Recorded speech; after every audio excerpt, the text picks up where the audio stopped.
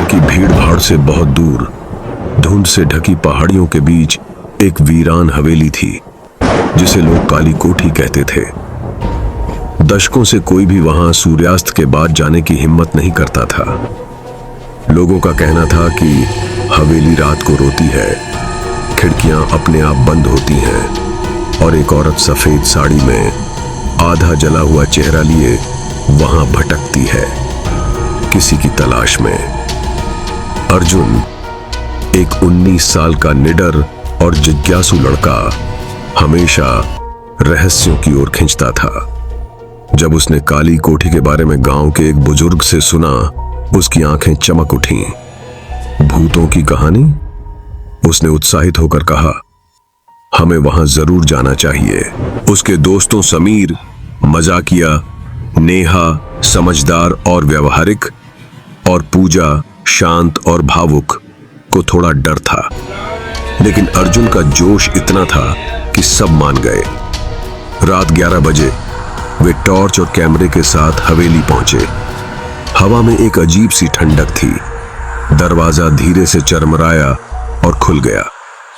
दीवारों पर काई, खिड़कियां टूटी हुई और चारों ओर सन्नाटा।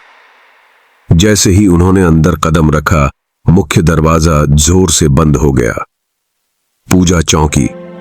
ये कैसे हुआ? उसने कांपती आवाज में पूछा। शायद हवा होगी, नेहा ने कहा, शांत दिखने की कोशिश करते हुए, मगर उसकी आवाज भी डर से कांप रही थी। वे अंदर बढ़ते गए। उनकी टॉर्च की रोशनी में पुराने चित्र, फटे हुए पर्दे और टूटी हुई झूमरें दिखाई दीं। माहौल डरावना था। तभी अचानक पूजा की टॉर्च बंद हो गई। चारों ओर अंधेरा छा गया। फिर आई एक भयानक हंसी, धीरे धीरे गूंजती हुई, हा हा हा। और फिर एक डरावनी आवाज हुई, यह जगह छोड़ दो। ऐसा लगा जैसे आवाज दीवारों के अंदर से आ रही थी। ये मजाक नहीं है, हमें जाना चाहिए, नेहा चिल्लाई। लेकिन अर्जुन ने पीछे हटने से इनकार कर दिया। नहीं, मैं सच्चाई जानकर ही रहूंगा। वे पुरानी सीढ़ियां चढ़ने लगे। हर कदम चरमराता जा रहा था। ऊपर की ओर जाते ही ठंड बढ़ने लगी। एक दरवाजा अपने आप खुल गया। अंदर एक पुरानी डायरी रखी थी। मेरा नाम रुक्मिणी है। अर्जुन ने उसे उठाया। मेरी शादी के बाद मेरे पति मुझे इस हवेली में लाए। वे निर्दयी थे। एक रात उन्होंने मुझे कमरे में बंद कर दिया और जिंदा जला दिया। मैं चीखती रही, कोई नहीं आया। मेरी आत्मा इन दीवारों में कैद है। मुझे बदला चाहिए।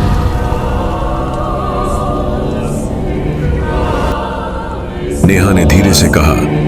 इसलिए वो औरत रो रही थी। जैसे ही पूजा ने डायरी को छुआ, तेज हवा चलने लगी। खिड़कियां जोर जोर से बजने लगीं और कमरे में एक नीली चमक फैल गई। और फिर वो प्रकट हुई। एक भूतिया औरत, फटी हुई सफेद साड़ी में। उसका चेहरा आधा जला हुआ, आंखें दुख और गुस्से से भरी हुई। उसका शरीर जमीन से थोड़ा ऊपर तैरता हुआ। उसकी आवाज धीमी मगर दिल दहला देने वाली थी। तुमने मेरी कहानी पढ़ी है। अब तुम्हें मुझे मुक्त करना होगा। मेरी हड्डियां तहखाने में हैं। उन्हें पवित्र गंगा में प्रवाहित कर दो, तभी मुझे शांति मिलेगी। चारों दोस्त तहखाने की ओर भागे। वहां एक कोने में एक पुराना लकड़ी का संदूक पड़ा था। अर्जुन ने उसे खोला। अंदर इंसानी हड्डियां थीं, उम्र और राख से ढकी हुई। पूजा ने कांपते हाथों से उन्हें एक सफेद कपड़े में लपेटा। नेहा ने पास की मोमबत्ती जलाई। समीर, जो हमेशा मजाक करता था, अब एकदम शांत था। उन्होंने कुछ नहीं कहा, सिर्फ महसूस किया जैसे रुक्मिणी की आत्मा पास ही खड़ी थी, अब शांति की आस में। सुबह वे चारों गंगा घाट पहुंचे। सूरज उग रहा था। चिड़ियां चहचहा रही थीं। उन्होंने हड्डियों को श्रद्धा से नदी में प्रवाहित किया। अर्जुन ने फुसफुसाकर कहा, रुक्मिणी, तुम्हारी आत्मा को शांति मिले। जैसे ही हड्डियां पानी में गईं, एक नरम हवा का झोंका आया। उन्हें ऐसा लगा जैसे रुक्मिणी मुस्कुरा रही हो। कुछ पल को वे उसे घाट के किनारे खड़े हुए देख सके, फिर वो रोशनी में विलीन हो गई। 1 सप्ताह बाद गांव वालों ने कहा, कुछ बदल गया है। अब हवेली नहीं चिल्लाती, खिड़कियों में कोई साया नहीं दिखता। बच्चों ने पहली बार हवेली के पास खेलना शुरू कर दिया।